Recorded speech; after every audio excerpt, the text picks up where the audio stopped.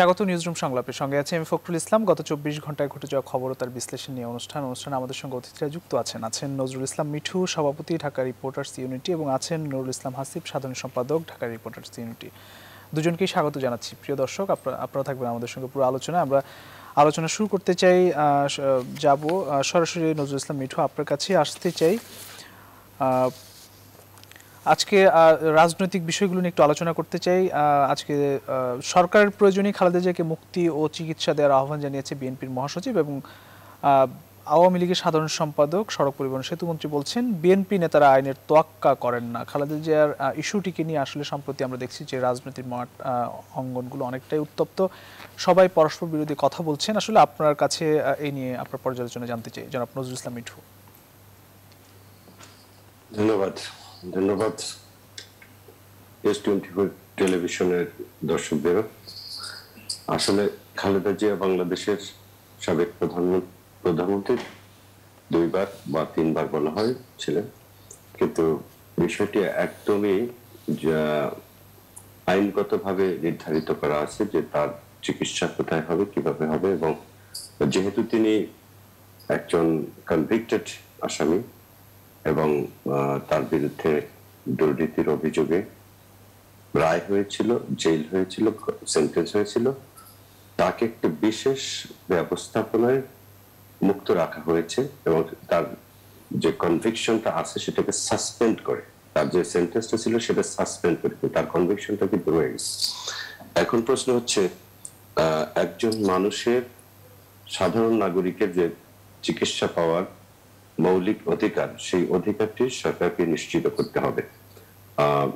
কিভাবে করবেন সেটা ডেফিনেটলি সরকারই বলতে পারবেন, কোন আইনের বলে তাকে চিকিৎসা দেওয়া হবে। কারণ একটি মানুষ চিকিৎসা পাওয়ার যেই অধিকার, সেই অধিকারটি তার রয়েছে। এখন আইনের মধ্যে থেকেই তাকে চিকিৎসাটা কিভাবে দেওয়া যাবে সেটা সরকারকে নির্ধারণ করতে হবে। এখানে সাম্প্রতিক সময়ে বিএনপি এবং আওয়ামী লীগের মধ্যে যেই ধরনের কথা চালাচালি হচ্ছে, তাতে বিষয়টিকে অনেক বেশি জটিল করে তোলা হয়েছে। শর্ত অনুযায়ী যেই শর্তে তাকে মুক্ত করা হয়েছে, সেন্টেন্স সাসপেনশন রেখে, সেখানে কিন্তু সুস্পষ্টভাবে কয়েকটি শর্ত আরোপ করা হচ্ছিল, যে যার মধ্যে একটি ছিল তিনি দেশের বাইরে যেতে পারবেন না এবং তাকে বাসায় থেকেই চিকিৎসা গ্রহণ করতে হবে। বাসা বলতে দেশের ভেতরে থেকেই তাকে চিকিৎসা গ্রহণ করতে হবে। সেই শর্ত মেনেই কিন্তু তিনি মুক্ত হয়েছেন। আর এই শর্তের ব্যত্যয় হবে কি হবে না, এটা সম্পূর্ণরূপে সরকার এবং কোর্টের এখতিয়ারের মধ্যে রয়েছে। আমরা এই রাজনৈতিক যেই কথাবার্তা চালাচালি হচ্ছে, সেই কথাবার্তা চালাচালির মধ্যে যেন আসলে বস্তুত পক্ষে তার চিকিৎসা ব্যাহত না হয়, আমরা এটাই চাইব। কারণ একজন মানুষের চিকিৎসা পাওয়ার অধিকার মৌলিক অধিকার, সেই মৌলিক অধিকারটা সরকার নিশ্চিত করবে। এখন সেটা বিএনপির পক্ষ থেকে বারবারই বলা হচ্ছে, এটা শুধু এখন নয়, অনেক আগে থেকে তাকে বিদেশে চিকিৎসার জন্য নিয়ে যাওয়ার কথা বলা হচ্ছিল। সরকার বলছিলেন যে শর্তের বাইরে তারা যেতে পারছেন না এবং একই সাথে কোর্টের উপর ডিপেন্ড করবে। এখন এটি কিভাবে এই বিষয়টিকে সমাধান করা যাবে সেটা সরকারই বলতে পারবে খুব ভালো করে। আমার কাছে মনে হয়েছে ডিফেন্স সিচুয়েশনে যতখানি সম্ভব একটা বিবেচনা প্রসূত ভাবে সরকার জন্য সিদ্ধান্তটি নেয়, যাতে বাংলাদেশের সাবেক প্রধানমন্ত্রী, যিনি দুর্নীতির দায়ে কনভিক্টেড, তাকে একজন জেলখানায় যিনি থাকে তারও কিন্তু ওই অধিকারটুকু থাকে, চিকিৎসা পাওয়ার অধিকার। সেই অধিকারটা কিভাবে নিশ্চিত করা যাবে আমি মনে করি সেটা সরকারকে বিবেচনা করে নিতে হবে। তবে এই ঘটনা নিয়ে বিরোধী পক্ষ যেরকম জল ঘোলা করার চেষ্টা করছে, আমার কাছে মনে হয় সেটা না করাটা সমীচীন। জি, অসংখ্য ধন্যবাদ। আপনার কাছে আসবো আমরা, নিশ্চয়ই এটি একেবারে ক্লিয়ার। আমরা একটু নুরুল ইসলাম হাসিব আপনাকে শুনতে চাই, আমরা একটু ভিন্ন প্রসঙ্গ নিয়ে আপনার কাছে আসতে চাই। আজকে আমরা দেখলাম মিয়ানমার থেকে পালিয়ে এসে বাংলাদেশে আশ্রয় নিয়ে থাকা রোহিঙ্গাদের বিষয়ে কথা বলেছেন জাপানে বাংলাদেশে নিযুক্ত নতুন যে রাষ্ট্রদূত হায়াশি ইউমি ইউশিমাসা। তিনি বলেছেন যে আশ্বাস দিয়েছেন যে রোহিঙ্গাদের প্রত্যাবাসনে তারা কাজ করতে চান, এই বিষয়টি নিয়ে আশ্বাস দিয়েছেন এবং পররাষ্ট্র দপ্তর থেকে ধন্যবাদ দেওয়া হয়েছে এই বিষয়টি নিয়ে। আসলে রোহিঙ্গাদের বিষয় নিয়ে এখন আসলে বিভিন্ন আন্তর্জাতিক সংস্থাগুলো কাজ করছে, অনেক চেষ্টা করা হচ্ছে যে রোহিঙ্গাদের প্রত্যাবাসনের বিষয়টি নিয়ে আসলে প্রত্যাবাসনটি যেন হয়। এবার আমরা দেখলাম যে জাতিসংঘেও কিন্তু এই বিষয়টি নিয়ে অনেকটা বাংলাদেশ এগিয়েছে। আপনার কাছে জানতে চাই আসলে এটি বাধাটা আসলে কোন জায়গায়, এখন আমরা কত দূর এগিয়েছি বলে আপনার কাছে মনে হয়? সবশেষ পরিস্থিতি আপনার কাছে একটু জানতে চাই। একটা হচ্ছে দুইটা জিনিসের বাধা। একটা হচ্ছে যে আপনার মিয়ানমারের তার অভ্যন্তরীণ কোনো চাপ নেই তার সরকারের উপরে যে রোহিঙ্গাদের আপনার স্বীকৃতি দিতে হবে। অভ্যন্তরীণ চাপ বলতে আমি বলছি যে আপনার যে কোনো রাজনৈতিক সরকার বা যে কোনো সরকারের তার দেশের জনগণের একটা আপনার আকাঙ্ক্ষা থাকে বা একটা চাপ থাকে, চাহিদা থাকে। সরকার যেটা করে জনগণ হয়তো অন্যভাবে চিন্তা করে, বিরোধী পক্ষ আরেক রকম চিন্তা করে, সিভিল সোসাইটি একরকম চিন্তা করে।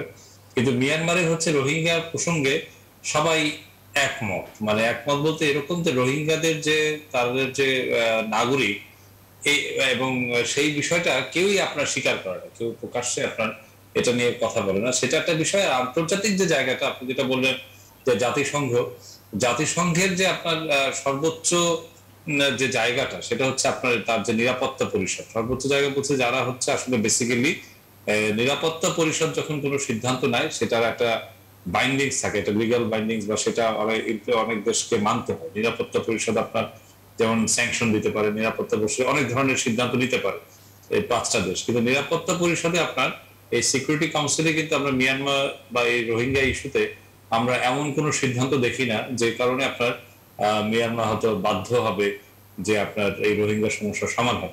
তো সেই হিসেবে আমি জিনিসটা যে খুব যে অগ্রগতি সেটা বলছি না।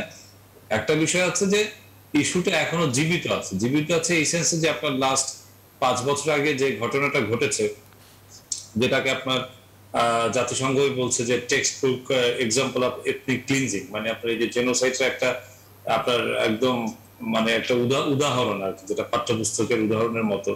সেই ঘটনাটা যে আসলে ভুলে যায়নি, এটা আমার মনে হয় একটা এটাই আপাতত হয়তো একটা অর্জনের মতো। যে কারণ বিশ্বে অনেক ঘটনা, মাঝখানে কোভিড এসছে, প্যান্ডেমিক এসছে, তার মধ্যে আপনার রোহিঙ্গা ইস্যুটাকে আপনার চলমান রেখেছে। এবং বাংলাদেশের মানে আমাদের ফরেন অফিস বলেন বা গভর্নমেন্ট বলেন, তাদের এক ধরনের এক্ষেত্রে তাদেরও রোল আছে। তারা বিভিন্ন ফোরামে ইস্যুটাকে জীবিত রেখেছে। আমি এতটুকু মানে অর্জন দেখতে পাচ্ছি, কারণ এটা আসলে সমাধানের মতো খুব ক্লিয়ার কাট। কারণ দুটা বিষয় আমি আগে বলছি, একটা হচ্ছে আপনার অভ্যন্তরীণ, একটা আন্তর্জাতিক। এই দুটা বিষয়ই কিন্তু মিয়ানমার উপরে তেমন কোনো আপনার চাপ নেই। যতই আপনি জাতিসংঘের কথা বলেন কিংবা অন্যান্য দেশ বলেন, তাই না, আপনার ইউরোপিয়ান ইউনিয়ন হয়তো আপনার তারা মানবাধিকারের কথা বলে, কিন্তু ইউরোপিয়ান ইউনিয়ন গত 5 বছরে মিয়ানমারের সাথে তার বাণিজ্য 4-5 গুণ বেড়ে গেছে, তাই না? আপনি যখন বাণিজ্য বাড়ছে, তার মানে অর্থনৈতিকভাবে আপনি লাভবান হচ্ছেন, সমৃদ্ধশালী হচ্ছে, তখন তো আপনি অন্য কোনো চাপ অনুভব করবেন না, তাই না? তার মানে তখন বিষয়টা কি দাঁড়ালো, যে হয়তো রোহিঙ্গাটা তাদের কাছে একটা আপনার লিপ সার্ভিসের মতো, যে আপনি মুখের বলা বলছি কিন্তু খুব কনক্রিট কোনো কিছু করছি না, তাই না? এটা ইউরোপিয়ান ইউনিয়ন উদাহরণ দিলাম এই কারণে, কারণ এই ধরনের ঘটনা বিশ্বে সাধারণত ওয়েস্টার্ন কান্ট্রিগুলি হচ্ছে খুব সক্রিয় ভূমিকা নেয়। একটা ইউরোপিয়ান ইউনিয়ন আর একটা হচ্ছে ধরেন এই আমেরিকা কেন্দ্রিক যে আপনার বলয়টা আর কি, বেসিক্যালি তারাই খুব এইসব বিষয়ে মানবাধিকার বা অন্যান্য বিষয়ে খুব বেশি অন্যান্য দেশের অভ্যন্তরীণ বিষয় হতে পারে বা অন্যান্য দেশের সাথে মানে দুই দেশের বাইলেটারাল ইস্যু হতে পারে, সেই সব জায়গায় এইসব দেশ খুব শক্ত ভূমিকা নেয়। যেটা হচ্ছে আপনার রাশিয়া, চীন কিংবা ভারত, তারা অতটা নেয় না। মিয়ানমারে হয়তো ভারত চীনের একটা ইন্টারেস্ট আছে, কিন্তু ইন্টারেস্টটা থাকলেও চীনের যে আপনার সে কিন্তু আপনার এটার যে সমাধান করবে সেরকম কিন্তু মানবাধিকারের দেশ চীন না। জনাব নুরুল ইসলাম হাসিব, একটি বিষয় আমরা দেখলাম এবার জাতিসংঘে যে রোহিঙ্গা ইস্যুতে ভেটো দেয়নি এমনটা কিন্তু আমরা দেখেছি, এটি কতটা ইতিবাচক? না সেটাই আর কি, মানে এগুলি আপনার ধরেন কিন্তু ওই জায়গাটা হতে হবে নিরাপত্তা পরিষদের সিদ্ধান্ত। আমি যেটা বললাম যে ধরেন নিরাপত্তা পরিষদ, হ্যাঁ, জাতিসংঘের যে আপনার সাধারণ অধিবেশনে কোনো রেজুলেশন আসা, সেটা আপনার বলতে পারেন ওই যেটা বললাম যে ইস্যুটাকে আপনার জীবিত রাখা, তো মনে হতে পারে এক ধরনের প্রচ্ছন্ন চাপ, কিন্তু এই বিষয়গুলি আসলে খুব কনক্রিট কিছু না, কোনো বাধ্যবাধকতার কিছু না, তাই না? নিরাপত্তা পরিষদ যখন কোনো সিদ্ধান্ত নেয়, তারা যখন কোনো আপনার কিছু বলে, সেটার একটা আপনার অব্লিগেশন আছে, সেটা মানতে হয়। তা মানলে আপনার সেটা অন্য ঝামেলায় পড়ে দেশগুলো। কিন্তু এইগুলি আসলে করে আপনার কতটা মানে আগাতে পারবে, মানে ওই যেটাই বললাম যে ইস্যুটা আপনার মরে যায়নি, ইস্যুটা আপনার এখনো জীবিত আছে, সেটা একটা ভালো দিক আসলে। বাংলাদেশের ভূমিকাটাই সবচেয়ে বড় হওয়া উচিত এবং বিশ্ব দরবারে বাংলাদেশকে আসলে তুলে ধরতে হবে বাংলাদেশের সমস্যাটা। আমরা আসলে নজরুল ইসলাম বাংলাদেশ ধরেন সমস্যা তুলে ধরছে, কিন্তু বাংলাদেশ আসলে আর কি করতে পারে? জি, বাংলাদেশে তো আমরা সেটাই। এখানে একটা জিনিস হচ্ছে যে প্রবলেমটা হচ্ছে মিয়ানমারের চাপিয়ে দেওয়া হয়েছে বাংলাদেশের উপরে। সে বাংলাদেশ যতখানি সম্ভব, আমার কাছে হাসিবের কথা ঠিকই বলেছেন যে বাংলাদেশের এখন আর কত দূর করার আছে। বাংলাদেশ হিউম্যানিটেরিয়ান গ্রাউন্ডে প্রায় 10-11 লক্ষ রোহিঙ্গাকে এখানে আশ্রয় দিয়েছেন। অন্যান্য রাষ্ট্রগুলোর যেরকম দায়িত্বশীল হওয়ার কথা ছিল এই মানবাধিকারের প্রশ্নে, আমরা লক্ষ্য করেছি যে ওই দেশগুলো কিন্তু সেই রকম ভাবে কোনো রেসপন্স করেনি। বাংলাদেশে যদি কোনো ঘটনা ঘটে, কোনো ছোটখাটো ঘটনা ঘটে, সেটাকে ইন্টারন্যাশনালি কিন্তু অনেক বড় করে দেখানো হয়। কিন্তু মিয়ানমারের অভ্যন্তরে এখনো যেই ঘটনাগুলো ঘটছে, সেগুলো কিন্তু ওরকম কোনো রিয়াকশন আমরা দেখছি না। সেক্ষেত্রে আমার কাছে মনে হয়েছে যে জাপান বলেন, চীন বলেন, আমেরিকা বলেন, পাকিস্তান বলেন, অথবা ইন্ডিয়া বলেন, আমার কাছে কারো স্ট্যান্ডটি সুস্পষ্ট ভাবে মনে হয় না যে তাদেরকে প্রত্যাবাসনের জন্য একটা কনক্রিট সিদ্ধান্ত নেওয়ার ক্ষেত্রে হেল্প করতে পারে এখনো পর্যন্ত আমার কাছে মনে হয়েছে। তবে এই বিষয়গুলোতে সবচেয়ে বেশি ভালো যে ভূমিকা রাখতে পারে জাতিসংঘ এবং আশেপাশের যে দেশগুলো আছে, সেই দেশগুলো যদি ঐক্যবদ্ধভাবে কোনো সিদ্ধান্ত নিতে পারে, যে মিয়ানমারকে বাধ্য করতে পারে যে তোমার দেশের লোকজনকে তোমাকে ফিরিয়ে নিতে হবে, তাহলেই শুধুমাত্র এটা রিপ্যাট্রিয়েশন সম্ভব। এবং এই রিপ্যাট্রিয়েশন কিন্তু রোহিঙ্গারা যারা এখানে আছেন তারাও চাচ্ছেন, তারাও তার নিজ ভিটায় ফিরে যেতে চাচ্ছেন। একটি বিষয় আমি একটু যদি যুক্ত করি, এখানে কিন্তু যে বাংলাদেশে যে যারা মানবাধিকার সংস্থা বা যেসব এনজিও গুলো আসলে কাজ করছে, মাননীয় প্রধানমন্ত্রী তো কিন্তু স্পষ্ট করে সরাসরি বলে ফেলেছেন যে তাদের আসলে বাণিজ্যিক কারণে বা তাদের নিজেদের সুবিধার জন্য তারা আসলে কাজ করছে। অ্যাকচুয়ালি রোহিঙ্গাদের নিয়ে আসলে রোহিঙ্গাদের প্রত্যাবাসন বিষয় নিয়ে তাদের আসলে তেমন মাথা ব্যথা বা গুরুত্ব তাদের নেই। সেই জায়গাটা থেকে কোনো পরিবর্তন হয়েছে কিনা? না, সেটা কোনো পরিবর্তন আমরা ইতিমধ্যে লক্ষ্য করি না। প্রধানমন্ত্রী যখন এরকম একটি কমেন্ট করেন, ডেফিনেটলি তার কাছে তথ্য প্রমাণ আছে বলে তিনি করেন। আমরা এটাকে খুবই রেসপন্সিবল একটা কমেন্ট বলে ধরে নেই সবসময়। কিন্তু এই এজেন্সিগুলোর যেই ভূমিকা, যে রেসপন্স হওয়ার কথা, সেই রকম ইফেক্টিভ কোনো কার্যক্রম আমরা দেখি না। শুধু তাদেরকে এখানে রাখার ব্যাপারে যতটা তাদের আগ্রহ আছে, তাদেরকে ফিরিয়ে দেওয়ার ব্যাপারে অতখানি আগ্রহ কিন্তু তার কারোর মধ্যে নেই। অথবা এখান থেকে কাউকে থার্ড কান্ট্রিতে রিপ্যাট্রিয়েশন করারও কোনো ইতিবাচক দিক এখনো পর্যন্ত গত 4 বছর আমরা লক্ষ্য করিনি। সুতরাং প্রধানমন্ত্রী যেটি বলেছেন সেটি জেনে বুঝেই বলেছেন।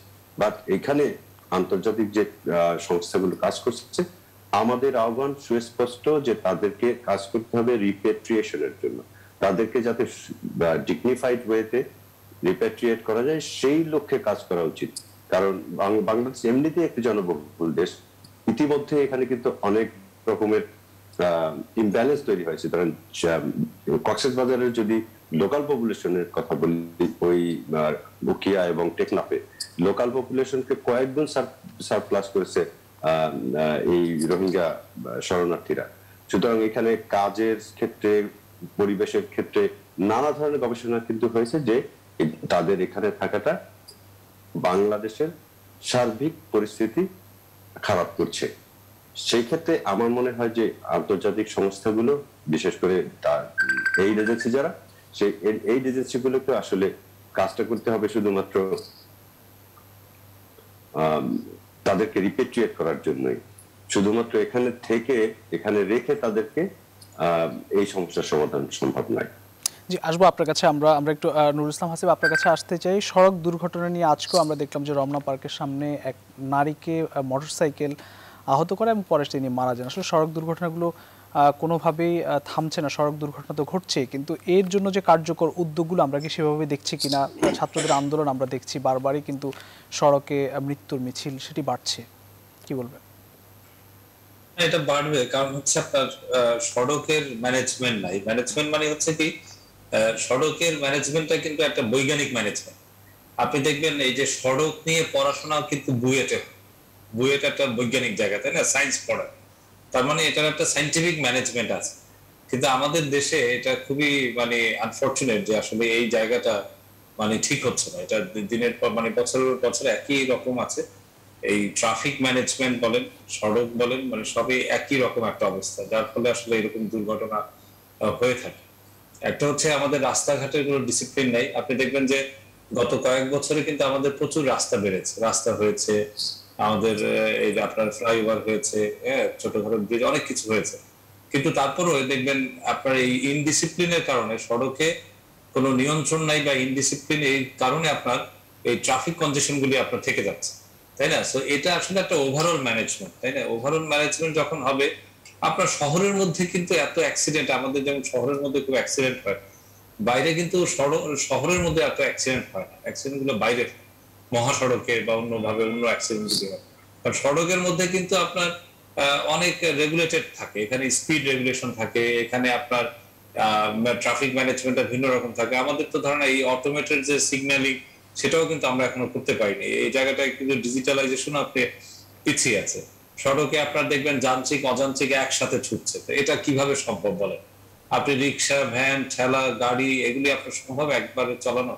তো এবং আমরা কিন্তু এটা একটা বড় ফিটনেসবিহীন সমস্যা। গাড়িও কিন্তু আমরা লক্ষ্য করি, অসংখ্য ফিটনেসবিহীন গাড়ি কিন্তু সড়কে ফিটনেস মহাসড়কে তো চলছে। ধরেন একটা একটা পার্সপেক্টিভ, ফিটনেসের ফলে পরিবেশ দূষণ বা অন্য জিনিস, কিন্তু গাড়িগুলা যারা চালায় বা গাড়ি যেভাবে চলে, আপনি গাড়ির জাস্ট বডিটা দেখেন, প্রত্যেকটা গাড়ির বডি দেখবেন সব ডেন্টেড আপনার, ওগুলি কোনোটাই কিন্তু আপনার সমান সমান মানে একটা ফিনিশড কোনো বডি নাই গাড়ি, তাই না? বিআরটিএ তার কে মানে এগুলো হচ্ছে, দেখছে না, বিআরটিএ তো তাদের তো দায়িত্ব সেগুলো। না, বিআরটিএ তো আপনার এই রেগুলেশন তো আপনার করছে না। আমি বললাম যে এটা আসলে এখন আর বিআরটিএ পর্যায়ে না, এটাকে আরো উপর পর্যায়ে এনে এটাকে ওভারঅল ম্যানেজ করতে হবে। কারণ আপনি যে ধরেন আপনার এই যে পাবলিক ট্রান্সপোর্ট, আবার এটা আরেকটা প্রসঙ্গ যে আমাদের যে এই বাসের কথা বললেন, তো এটা তো আসলে আরেকটা নৈরাজ্যকর জায়গা, তাই না? বাসের কোনো আপনার এর কোনো ম্যানেজমেন্ট নেই। যেহেতু আমি কালকে চাইলাম আমি 2টা বাস নামাই দিলাম, তাই না? বাস নামায় আমি চলছে, ও ওর মতো চলছে। এবং বাসের এখানে সিস্টেমটা কি, এই ড্রাইভার আপনার যত ট্রিপ দিবে সেই অনুযায়ী সে টাকা পাবে। এটা কিন্তু ফিক্স স্যালারি না। আপনি driving should be a job, ড্রাইভিংটা একটা ডিসেন্ট জব হতে পারে, তাই না? ওয়েস্টার্ন কান্ট্রিতে আমাদের লোকজন ড্রাইভিং করছে না, মানুষ ড্রাইভিং করছে না, সেখানে ড্রাইভিংটা একটা ভালো জব, তাই না? তো বাংলাদেশে কেন এটা হবে না?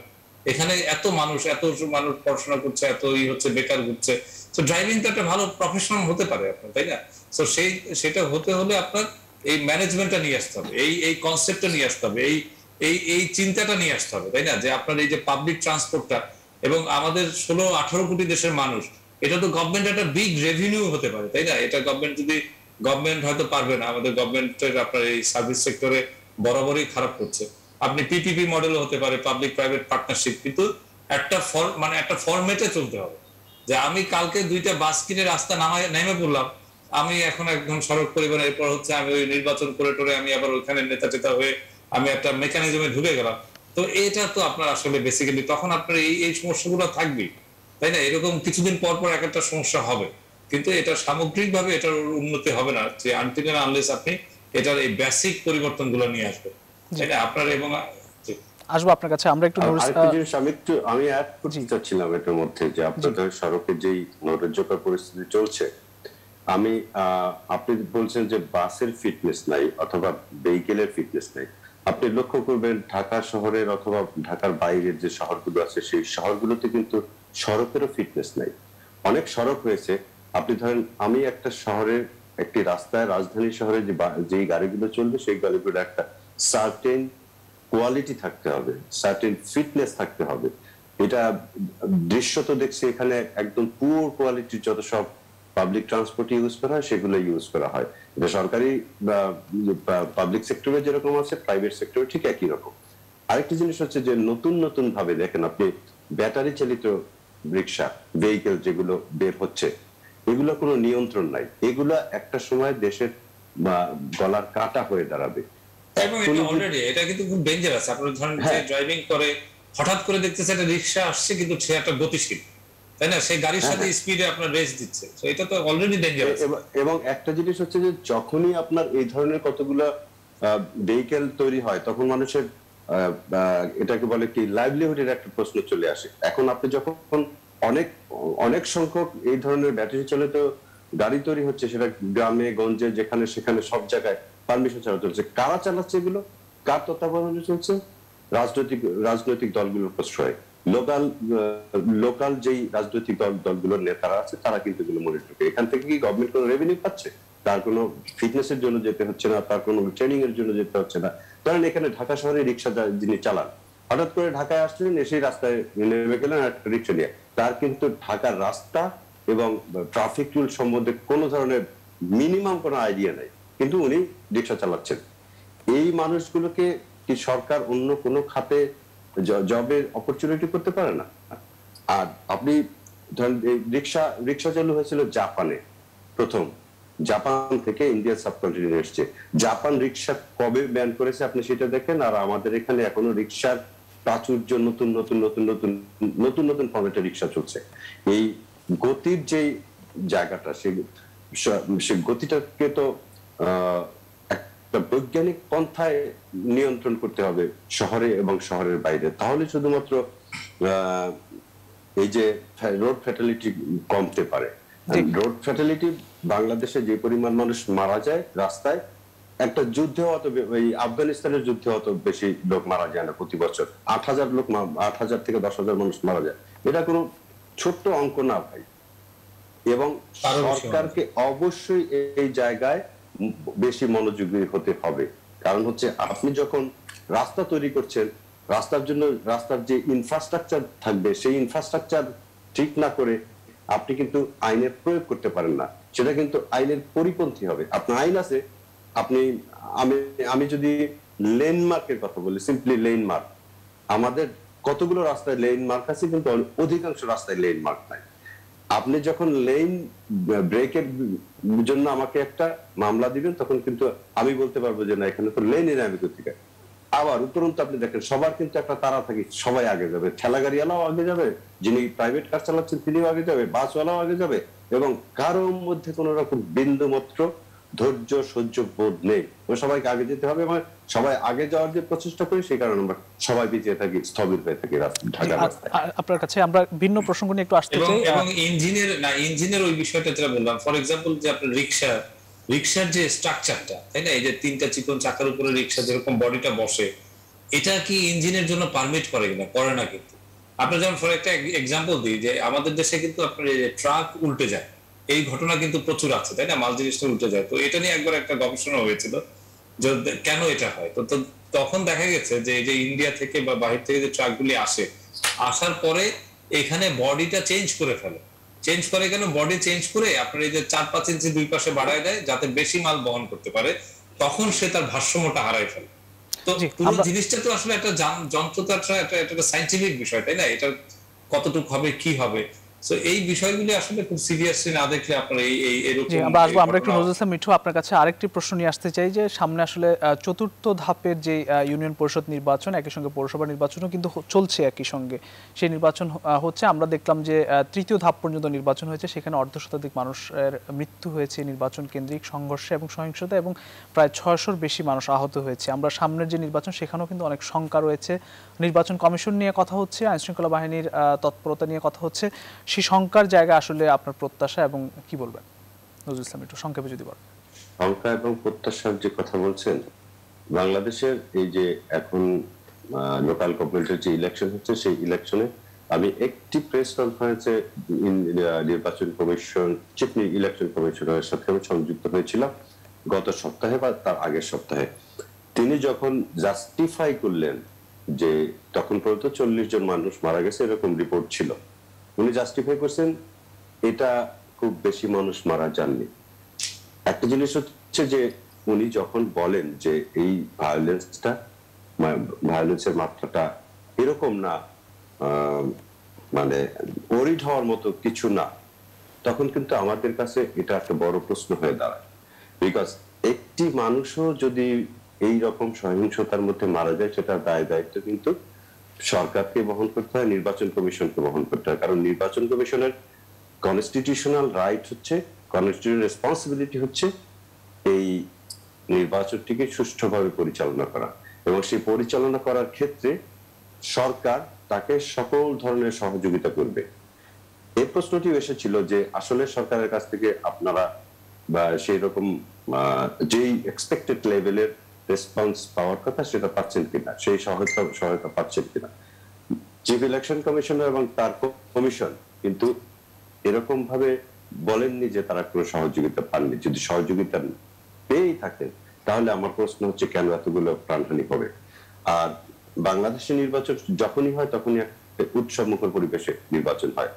এখানে অনেকগুলো কারণের মধ্যে একটি কারণ এবছর উল্লেখযোগ্যভাবে দেখা গেছে যে দলীয় প্রার্থীদের বাইরে যে প্রার্থীরা হয়েছে বিদ্রোহী প্রার্থী, তাদের সাথে দলের সাথে এই বিদ্রোহী প্রার্থীদের সংঘর্ষের ঘটনা অনেক বেশি ঘটেছে, এবং সেই কারণেই কিন্তু এই প্রাণহানির সংখ্যাও বেড়েছে। আপনি একই সাথে একটা স্ট্যাটিস্টিক দিয়েছেন যে অনেকগুলো মানুষ আহত হয়েছে। আমরা কিন্তু হলফ করে বলতে পারি না যে নেক্সট ধাপের যে নির্বাচন বাংলাদেশে অনুষ্ঠিত হবে সেই নির্বাচন সহিংসতা মুক্ত থাকবে, এরকম কোন গ্যারান্টি আমি এখনো পর্যন্ত কোনো প্রধান নির্বাচন কমিশনার যে বিষয়টি বললেন যে এতগুলো প্রাণহানি আসলে বেশি হয়নি, আসলে এটা আসলে মানে কিভাবে দেখেন এটা? না, ডেফিনেটলি এটাকে আমি তো বললামই যে তাদের কাছে মনে হচ্ছে যে এই ধরনের ঘটনা, ওনাদের এক্সাম্পল হচ্ছে যে এইরকম ঘটনা তো ঘটেই থাকে, সাধারণভাবে ঘটে থাকে, সাধারণভাবে মানুষ মারা যাচ্ছে। তো এটা আমার কাছে মনে হচ্ছে একটা ইরেসপন্সিবল স্টেটমেন্ট। এটা 2 সপ্তাহ আগে তার দেওয়া স্টেটমেন্ট, কিন্তু এই স্টেটমেন্ট আসলে কোন কোয়াসি জুডিশিয়াল বডি যেটা তার চিফ এটা যখন দেয় তখন এটা আমার কাছে খুবই দুঃখজনক মনে হয়। কারণ তাকে এনশিওর করতে হবে যে একটি মানুষও এইখানে আহত হবে না, নিহত হবে না, কোন রকম ইন্টিমিডেশন থাকবে না, স্টাফিং থাকবে না, ভোট চুরি থাকবে না, জোট চুরি থাকবে না, সেরকম একটা নির্বাচন, ক্লিন এন্ড ফ্রেশ নির্বাচন করতে হবে। আর একটা জিনিস আমার যেটা মনে হয়েছে সেটা হচ্ছে আধিপত্য বিস্তারের একটা প্রচেষ্টা প্রত্যেকটা একদম শেষ পর্যায়ে আছে, আপনি যদি এক কথা মন্তব্য করেন। হ্যাঁ, আধিপত্য বিস্তারের যেই প্রচেষ্টাটি থাকে এই বিদ্যমান কাঠামোতে যারা নির্বাচনে অংশগ্রহণ করছে, সেটা একটি বড় কারণ কিন্তু যে এই আধিপত্য বিস্তার করা এবং নির্বাচনে আধিপত্য বিস্তার করে জিতে আসার যে টেন্ডেন্সি, সেটা কিন্তু একটা বড় জায়গা। এটাকে অ্যাড্রেস করা আমার কাছে মনে হয় খুবই জরুরি। জি, আমরা একদম শেষ পর্যায়ে নুরুল ইসলাম হাসিব, আপনার কাছে আসলে কি মনে হয় যে এই ধরনের সংঘর্ষগুলো তো প্রার্থী বা প্রার্থী সমর্থকরা করেন, মানে জনকল্যাণে যদি রাজনীতি হয় তাহলে আসলে এই ধরনের কেন ঘটবে? আর প্রধান নির্বাচন কমিশনার বা নির্বাচন কমিশনের পক্ষ থেকে এই ধরনের কথাগুলোকে আসলে আপনি কিভাবে দেখেন, সংক্ষেপে দিতে পারেন? একটা হচ্ছে আপনার মার্কা থাকলে আপনার ইউনিয়ন পরিষদের সংঘর্ষটা হবে। এটা কারণটা এই কারণে আপনার দেখবেন এখানে বিদ্রোহী হচ্ছে, ঠেকানো যাচ্ছে না। কারণ ইউনিয়ন পরিষদটা একদম ছোট একটা ইউনিট, তো সেখানে আপনার এই এক বাড়ির সাথে আরেক বাড়ি, এক গোষ্ঠীর সাথে আরেক গোষ্ঠী, আপনার তাদের সারা বছর এক ধরনের সমস্যা থাকে না, যে প্রতিবেশীর সাথে সমস্যা, ওই গোষ্ঠীর সাথে এই সমস্যা, এই বাড়ির সাথে এই সমস্যা। তো তারা নির্বাচনে তো আসলে কেউ কাউকে ছাড় দিবে না বা মানবে না, এটাই খুব বেসিক। সো সেখানে যখন আপনার মার্কা নিয়ে আপনার যায়, তো যখন কারণ এই মার্কাটা আপনি, এটা কিন্তু একটা বড় বিষয়, মার্কা নিয়ে যায়, ধরেন প্রধানমন্ত্রী বা আওয়ামী লীগ সভানেত্রী তার এন্ডোর্সমেন্ট নিয়ে যখন সেই এলাকায় যায়, সে তখন এলাকায় কিন্তু সে কিং হয়ে যায়। তো ওই কিং কে তো আরেক কিং তো আর ছাড় দিবে না, তাই না? সো এই বিষয়টা খুব একটা জটিল প্রক্রিয়া হয়ে গেছে। আমার কাছে মনে হয় আরেকটা হচ্ছে মার্কার কিন্তু যখন আপনার এই যে নৌকার প্রতীকের যে নির্বাচনটা যখন হয়, তখন কিন্তু ভোল্টেজটা আপনার যে এমপি ইলেকশনের মতোই হয়ে যায়। কারণ তখন মানে দলীয় মার্কার জন্য কিন্তু পার্টিও আপনার যেমন মানে সে অ্যাগ্রেসিভ থাকবে ডেফিনেটলি, তার মার্কারটাকে যে আপনার জিতাতে হবে। আর একটা বিষয় হচ্ছে তখন এই বিদ্রোহীরা তারাও ছাড় দিবে না, কারণ লোকাল কনটেক্সট থাকে। ইউনিয়ন পরিষদ একটা ছোট জায়গা। আমার মনে হয় যে এটা নিয়ে হয়তো চিন্তার সুযোগ আছে, এবং এটা নিয়ে কিন্তু অলরেডি রাজনৈতিক নেতারাও কথা বলছেন, অনেক সিভিল সোসাইটি যারা নির্বাচন নিয়ে কথা বলেন তারাও কথা বলছেন যে আসলে এই মার্কাটা থাকবে কি থাকবে না। এটা মনে হয় আমার সরকারের উচিত যে আসলে আরেকটু ডিটেইলস অ্যানালাইসিস করা, ইনডেপথ অ্যানালাইসিস করা। কারণ ইউনিয়ন পরিষদে কিন্তু একটা লিডারশিপ আমাদের শেষ করতে হবে, আপনি যদি এক কথা শেষ করেন। জি, আমি সেটাই, কারণ ইউনিয়ন পরিষদে যারা কাজ করবে, যারা রিপ্রেজেন্টেটিভ হবে, তাদেরকে আসলে তারা খুব প্রো পিপল হওয়াটা খুব জরুরি, তাই না? এখন মার্কার জন্য কিন্তু তাদেরকে ঢাকামুখী হতে হয়, নেতামুখী হতে হয়। তো সেটা কিন্তু আরেকটা চ্যালেঞ্জ। কিন্তু আপনার লিডারশিপ লিডারশিপের ক্ষেত্রে সেটা আরেক ধরনের আপনার অসংখ্য চ্যালেঞ্জ ধন্যবাদ। তৈরি হয়েছে। জি, ওমিক্রন নিয়ে শঙ্কা বাড়লে প্রয়োজনে শিক্ষা প্রতিষ্ঠান বন্ধ ঘোষণা করা হবে বলে জানিয়েছেন শিক্ষামন্ত্রী, এবং তবে ভয়ের কিছু নেই ওমিক্রন নিয়ে, সেটা জানিয়েছেন স্বাস্থ্যমন্ত্রী। পররাষ্ট্রমন্ত্রী বলেছেন আফ্রিকা থেকে কেউ আসতে চাইলে বোর্ডিং পাস দেয়া হবে না। মোটামুটি নিউজরুম সংবাদ এখানেই শেষ করছি। আবার দেখা হবে আগামীকাল একই সময়। সবাই ভালো থাকবেন, সুস্থ থাকবেন। শুভরাত্রি।